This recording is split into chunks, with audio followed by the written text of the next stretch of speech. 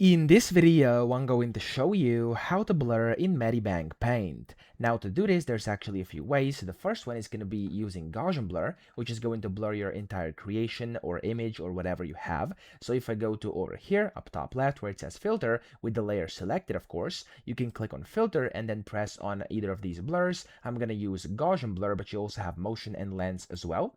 And then from here, you can simply set the value. By default, it's going to be 1. If I go and put it over like this, as you can see, if I do like 15, the blur is already quite prominent. If I go far over, as you can see, it's going to add much more blur. So when you're ready, click OK, and you've added your blur. That's the first way to blur. The second one is going to be to actually blur using a brush. So you can blur by using a brush down here. Just select the correct brush. Usually it's going to be called blur or something similar. So you can just scroll down, and there we go. The blur brush is over here. Click on it, and then here you can basically set the blur intensity. You can set kind of the blur prominence and then the size of your brush. So I'm going to put it like this, and I'm going to just start blurring, and there we go. This is going to work as well. If I put this up, it's going to blur even more, just like this. And yeah, you pretty much get the point. That's how to do that. And you could also blur just specific portions by using selections. So if I go over here on the left and click on this lasso tool, for example, you could also use the rectangle or whatever. You can go and make like a specific selection you want,